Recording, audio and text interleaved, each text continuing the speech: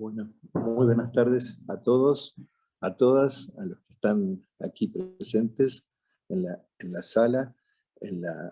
Facultad de Humanidades y Ciencias Sociales de la Universidad Nacional de Jujuy, y muy buenas tardes a todos y a todas los que están conectados, participando de este acto, este momento de presentación del número 9 de la revista Lulú Coquet, revista de didáctica de la lengua y la literatura, que no podría ser mejor lugar el ámbito para su presentación que la edición número 11 del Congreso Nacional de Didáctica de la Lengua y la Literatura, que culmina hoy aquí en la sede de San Salvador de Jujuy, en la Facultad de Humanidades. Bueno, a mi lado está la magíster Patricia Bustamante, quien se va a hacer cargo en realidad de la presentación, y yo, Gustavo Bombini, como director de la revista, fundador, diríamos, y director de la revista,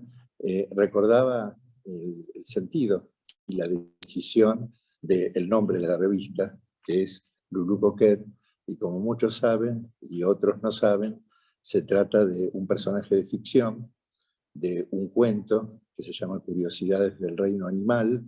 un cuento que ha aparecido en antologías, que ha aparecido en libros de texto, cuyo autor es Juan Carlos García Rey, Cachi García Rey, un amigo que ya no está y cuya obra aparece compilada, incluyendo el cuento Curiosidades del Reino Animal, en una edición que yo, de manera póstuma, hice para la editorial Libros de la Flor, un libro que se llama Los días de miércoles y otros cuentos. Así que bueno, Lulú empezó siendo un homenaje en algún sentido, pero además la decisión tenía que ver con que la revista no se llamara ni textos, ni signos, ni ninguna palabra más técnica de alguno de nuestros campos de estudio, sino que apostara a la ficción como un modo de nombrarla, a ese nuevo emprendimiento. Y lo otro que quiero decir de Lulú Coquet es el hecho de que es una revista que no tiene inscripción institucional, no pertenece a ninguna universidad, podría haber sido así, pero la decisión es que fuera un emprendimiento autónomo de una editorial independiente, que es El Hacedor, aunque todos los que hacemos Lulú Coquet pertenecemos al ámbito académico y apostamos al ámbito académico y a la formación docente, ¿no?, desde nuestras universidades en el campo de la didáctica de la lengua y la literatura. Así que, bueno, han pasado años, llegamos al número 9, Lulú Coquet no tiene comités de referatos, pero sí comités de amigos con los que siempre conversamos acerca de qué sería bueno publicar, no tiene certificaciones internacionales, etc. De esas que dan muchos créditos a los currículum, pero recuerdo que ningún colega no ha querido no publicar en Lulú Coquet por el hecho de que no tuviera esas credenciales. Así que esa parte de la mística de Lulú Coquet me sigue gustando. Bueno, es un placer estar aquí junto a Patricia, que es profesora de didáctica de la lengua y la literatura, e investigadora en la Universidad Nacional de Salta, y que seguro, entre otras, pero una de las mejores lectoras para esta tarde. Gracias. Muchas gracias. Muy buenas tardes. Muchas gracias a quienes están presentes corporal y virtualmente, y muchísimas gracias. Sobre todo quiero felicitar a la organización de este congreso, no solo del área de letras y de la didáctica, sino también a todo el área de informática, que realmente ha sido un apoyo maravilloso en estos días. Hemos podido seguir las transmisiones con muchísima solvencia y demás, así que felicito a todo ese apoyo técnico también, además del apoyo académico de toda la organización. Bueno, yo tengo la alegría y el honor de presentar en sociedad hoy un nuevo número, el 9 de Lulú Coquet, me ven a hacer señas porque vamos a pasar unas imágenes como para que quienes no pueden verla físicamente la vean ahí en la pantalla. Decía que tengo el honor y la alegría de presentar en Sociedad Hoy un nuevo número, el 9 de Lulú Coquet, la revista de didáctica de la lengua y la literatura, que en 2001 vino a cubrir un área de vacancia en la producción editorial de revistas científicas en el país. Con la misma audacia con que 4 años antes, en 1997, se había fundado este Congreso Nacional de Didáctica de la Lengua y la Literatura, Lulú Coquet llegó a la docencia para acompañarnos en la construcción de un colectivo que poco a poco fue convirtiéndose en comunidad de indagación. Aunque hoy no lo parezca, yo era muy joven en esos tiempos y recuerdo la avidez y la algarabía con que con mis colegas esperábamos los números que siempre llegaban lentamente a Salta para compartir las ideas que allí se discutían. Mírenlas, ellas solas, diría Fito, ¿no? Son más fuertes que el amor, son muy fuertes. Observemos en esta limitada imagen que con mi poca pericia armé, que no les hace justicia, observemos cómo fue creciendo desde el número 1, aquel morado que está en un extremo de la pantalla, hasta hoy en formatos, colores, contenidos y alcances. De la mano firme de Rafael Medel en el diseño, Lulú Coquet mantiene desde su primer número una identidad elegante y aireada que hace honor al rigor y seriedad de su contenido, al tiempo que acompaña a las nuevas épocas y sus desafíos visuales. Como una inevitable e interesante deriva de los caminos y necesidades que se vislumbraban en las primeras ediciones de este congreso, la revista, dirigida por Bombini, integró en su consejo editorial a docentes de las cátedras de las didácticas específicas de diferentes universidades del país y cuenta hasta hoy, con un consejo asesor conformado por referentes nacionales e internacionales de distintas trayectorias profesionales y disciplinares, poniendo de manifiesto la vocación federal y transdisciplinar con que encaramos la didáctica de la lengua y la literatura. La didáctica es una disciplina de intervención social, nos decía Gustavo Bombini hace ya unos cuantos años. Esa primera definición, que marcó los inicios y rumbos de Lulú Coquet,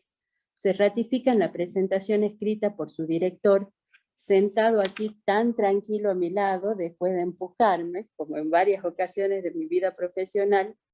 a esta aventura de tratar de contar a potenciales y seguramente más sagaces lectores que yo, que encontré en este número de Lulú.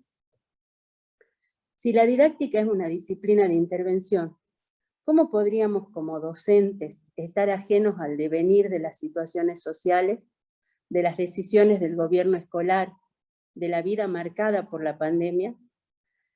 Si ser docente es, como nos indicara Antonio Gramsci, ser un intermediario cultural que relaciona el pensamiento con la vida y pone en circulación saberes en conflicto, en búsqueda de la creación de alternativas históricas,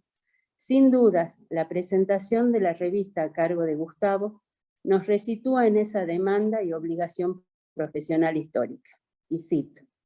inclusión es más que una palabra y mucho más que una acción compensatoria. Si no se entrelazan los sentidos que liguen la urgencia de la coyuntura, que millones de chicos y chicas, la mayoría de ellos en la pobreza, vuelvan a la escuela con la recuperación de los sentidos políticos, pedagógicos de esa vuelta, estaremos solo construyendo un simulacro de inclusión. Y esa simulación lo es más aún si las políticas gubernamentales no apuntan por fin en la dirección de un modelo económico distributivo en pos de una sociedad más justa, afirma una vez más Bombini, convalidando con sus palabras las acciones que hace ya más de 20 años lo llevaron a convocar un colectivo que fundara este Congreso Nacional de Didáctica de la Lengua y la Literatura y a editar, poner en circulación y sostener esta revista Lulú Coquet. Presentar entonces, como él decía, Lulú Coquet en este congreso tiene un significado especial, en tanto ambos son parte de la fundación de esa comunidad de indagación gestada desde el mismo origen, Gustavo y su convocatoria a las cátedras de didácticas específicas, y gestada con unas convicciones comunes, que esperamos no lleguen al ocaso ironizado en la conferencia de apertura del jueves. Amanecer y ocaso se conjugan dialécticamente en esta presentación de este nuevo número de Lulú Coquet, casi en el final de este congreso.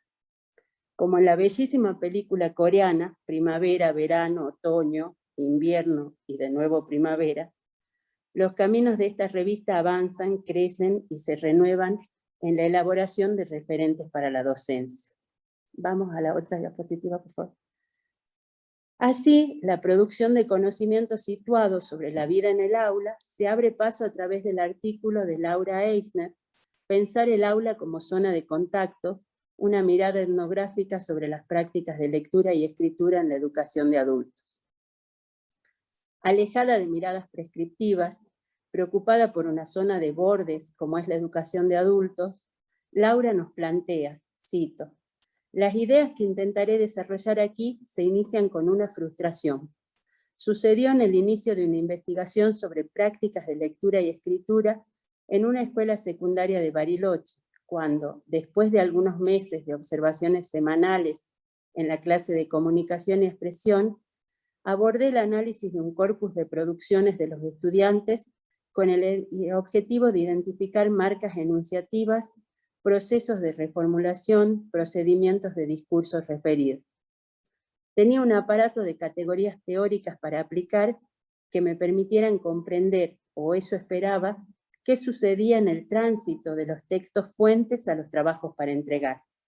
Sin embargo, al momento del análisis con los textos sobre la mesa y resaltador en mano, se me hizo evidente que ese abordaje de los materiales no me alcanzaba para captar aquello que en mi trabajo de campo se percibía cotidianamente. Lo que me interesaba de los escritos, de su éxito o fracaso como producto escolar, no estaba en los textos, sino a su alrededor, o en todo caso, en la interacción entre esos textos y las diversas dimensiones de su entorno,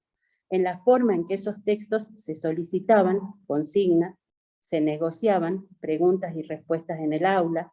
se resolvían mediante distintos recursos que involucraban prácticas de lectura y escritura, materiales, dispositivos y redes de ayuda, y se evaluaban. Mi unidad de análisis, según comencé a definirlo esa tarde, no eran los textos, eran los eventos de lectura y escritura. Fin de cita. Disculpen la extensión de la cita, que ya sé que no es tan académico hacerla tan larga, pero entiendo que en ella se condensa este nuevo amanecer de la didáctica que hoy nos interpela con tanta fuerza. Frente a las categorías explicativas previas, a unas problemáticas nociones de éxito o fracaso, es el campo mismo de las aulas el que nos sacude y obliga a reorientar nuestras cavilaciones. En este sentido, el trabajo de Eisner, enmarcado en los nuevos estudios de literacidad, nos convoca a repensar repertorios cotidianos y categorizaciones cristalizadas, entendiendo que lectura, escritura y oralidad están cargadas de identidad. Si podemos pasar a la siguiente diapositiva, por favor. Siguiendo en esta línea de bordes, en esta zona de bordes que es la educación de adultos, encontramos en la sección Avances de Investigación el artículo Mediaciones y apropiaciones de la lectura, literatura con adultos privados de la libertad, de Patricia Wilson.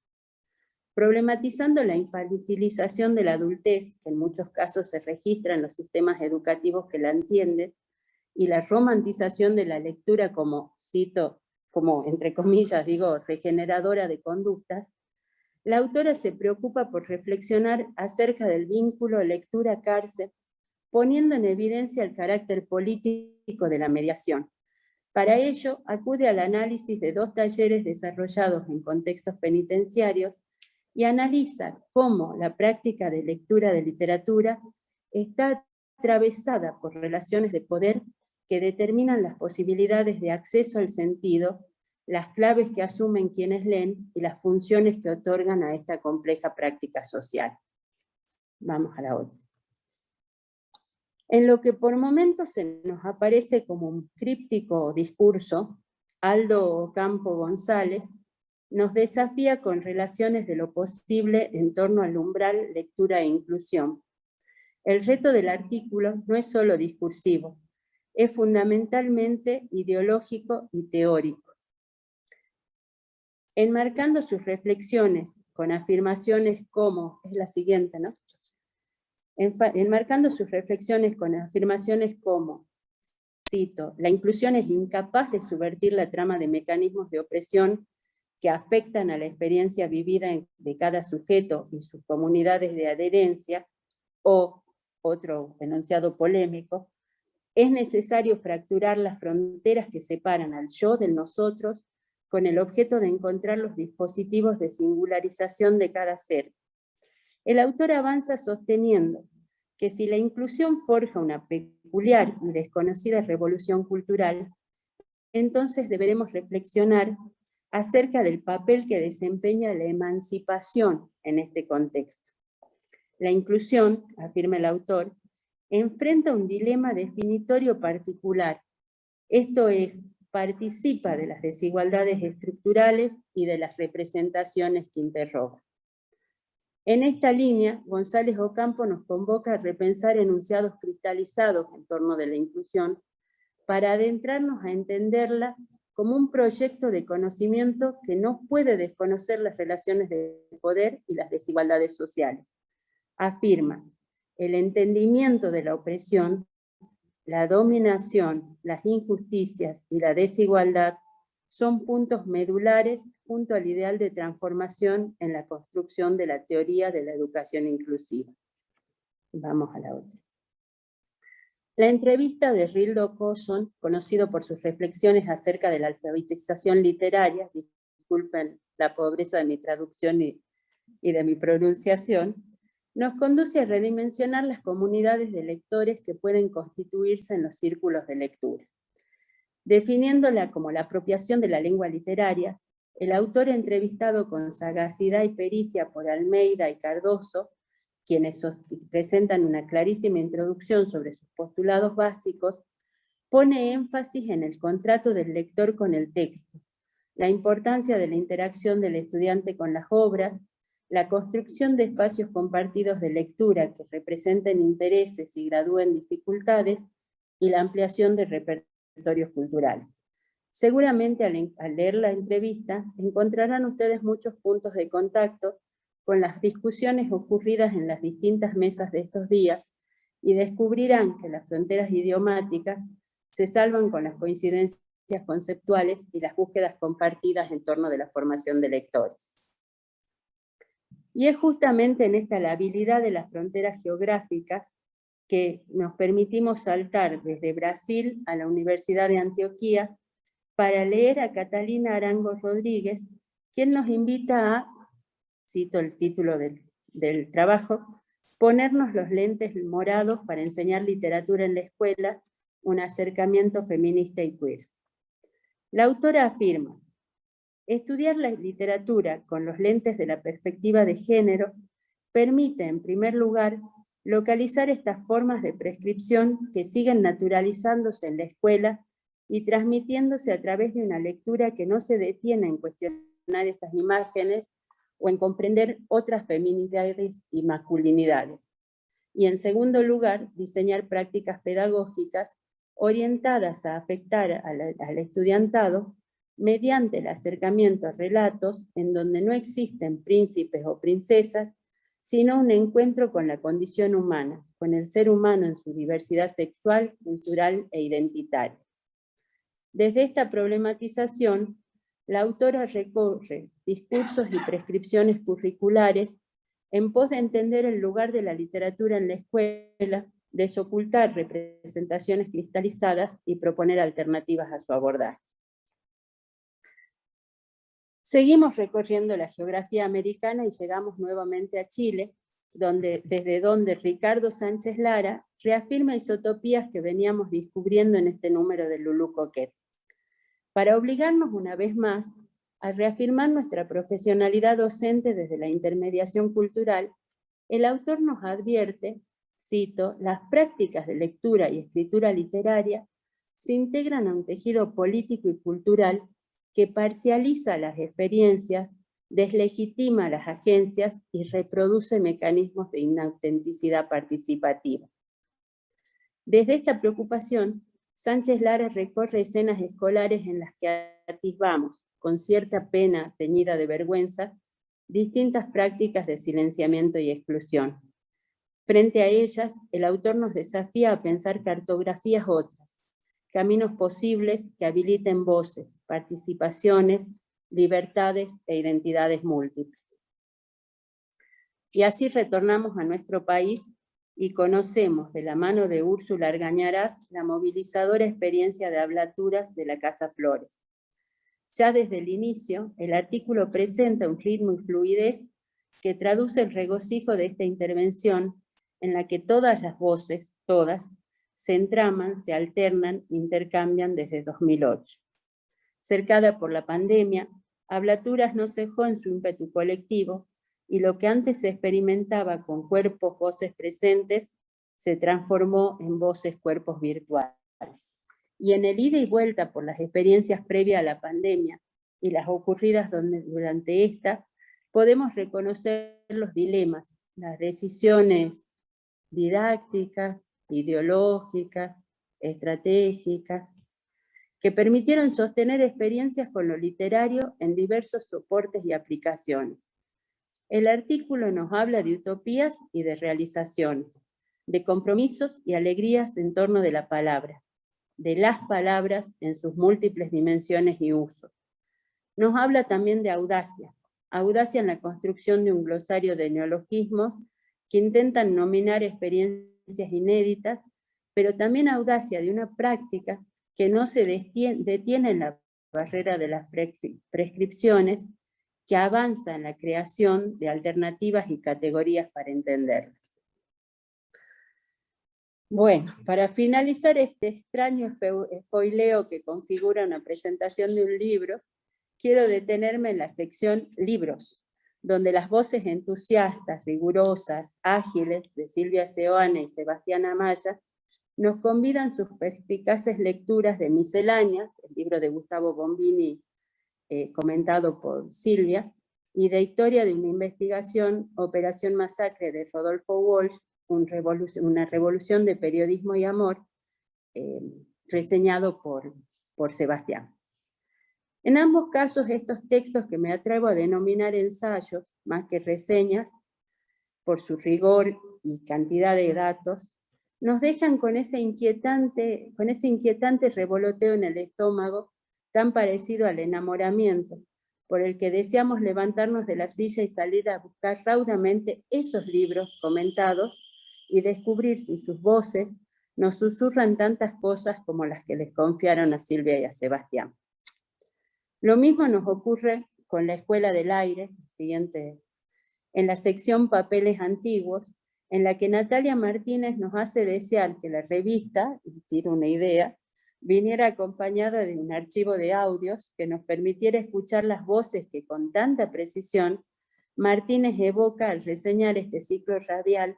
que reconoce sus inicios en la década del 40 y viene a recordarnos que las experiencias en educación están hechas de tradiciones, continuidades, tensiones y rupturas.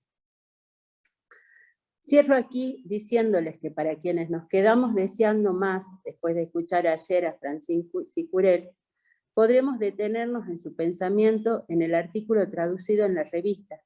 en el que leeremos el enmarque teórico, las decisiones metodológicas y parte de las conclusiones que orientan esta investigación acerca de las interacciones y el accionar docente en la clase de lengua.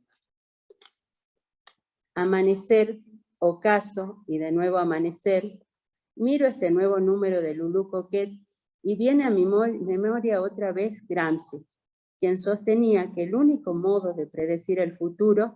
es organizarse y hacer que eso que queremos ocurra. Así ocurrió y ocurre en este devenir histórico. Lulú Coquet quizás en esta ocurrió quizás para recordarnos que por fuera de los sistemas de acreditación y carreras credencialistas, con rigor intelectual y compromiso, es posible crear, como dijera Giroux, una esfera pública que reúna a la gente para hablar, intercambiar información, escuchar, sentir sus deseos y dilatar sus capacidades para la alegría, el amor, la solidaridad y la lucha. Disfruten de Lulu Coquet, no se la pierdan. Muchas gracias.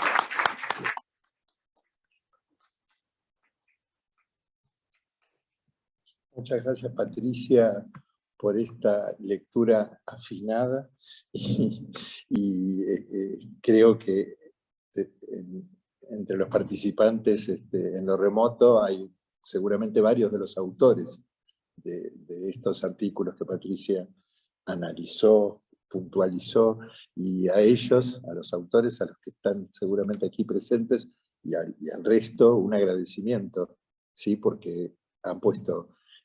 a jugar su creatividad, su proceso de investigación, su proceso de acumulación de conocimiento, su compromiso, ¿sí? Y creo que en la reseña que hizo Patricia de cada uno de ellos se ve cierta, diría, por usar una palabra, calidad respecto del compromiso con la escritura, con la enseñanza, etc. Estaba pensando cuando Patricia iba hilando, que fue siempre una decisión editorial que yo tomé, que pudo haber sido otra, que es, como muchas revistas pasa, de haber armado números monográficos, de tomar un tema y sobre ese tema encargarle a distintos autores que escriban acerca de ese tema, convocarlos por el hecho de que hubieran trabajado sobre esos temas. Y a mí siempre me gustó trabajar sobre esta lógica del azar, que tiene que ver, en este caso también destacado por Patricia, con la convocatoria a colegas y a compañeros latinoamericanos, ¿sí? De los distintos países que Patricia nombró, porque me parece que la proyección latinoamericana tiene un sentido respecto de una construcción y que la didáctica debe latinoamericanizarse. Creo que es un postulado muy importante para estos tiempos, y en este punto digo, en mi propia lectura, que es la que yo hago como lectura final, cuando en cada número de la revista escribo la nota editorial, en el momento en que escribo la nota editorial empieza una suerte de casualidad interesante, ¿no? Porque los artículos empiezan a dialogar entre sí y se empiezan a cruzar los sentidos, ¿sí? Y esta lectura que hizo Patricia va en el mismo sentido, parecida a la mía, pero distinta, respecto de cómo ir hilando un corpus de textos diversos, ¿sí? En ese punto, digo, me parece que es también un desafío para el lector, que cuando haga la lectura de la revista, cuando la lea completa, cuando la lea cruzando, cuando lea primero los últimos artículos y después los primeros, encuentre su propia lógica de lectura, los sentidos de los que en todo caso se apropiarán. Hizo referencia también Patricia a la evolución del diseño de la revista, que fue cambiando incluso de formato entre el primero y el segundo, después se estabilizó, pero es muy lindo porque el diseño es inestable y cada tanto Rafael Medel, que es un genio del diseño, reinventa el diseño de Lulu. Ahora vienen estas especies como diríamos, de tramas, ¿no? Que definen los últimos números de la revista, y me parece muy potente que una revista también sea un espacio de experimentación para el campo de lo visual. Así que bueno, muchas gracias a Rafael. Quería decir eso, ¿no? Que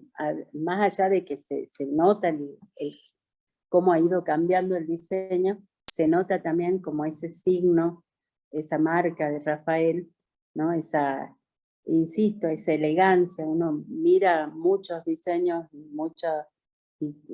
nota la firma de Rafael en esa elegancia, en esa facilidad de lectura que tiene el diseño, el formato, ¿no?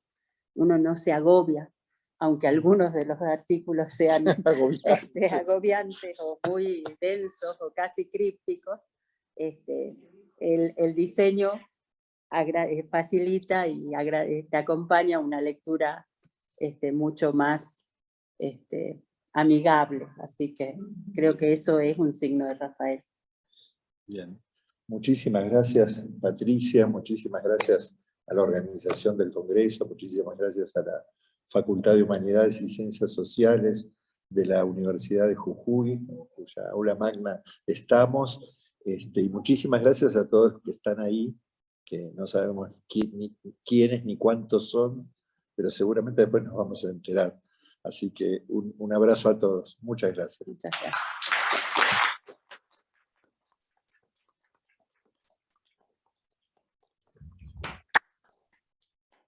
Muy bien, Gustavo y Patricia. Muy bien.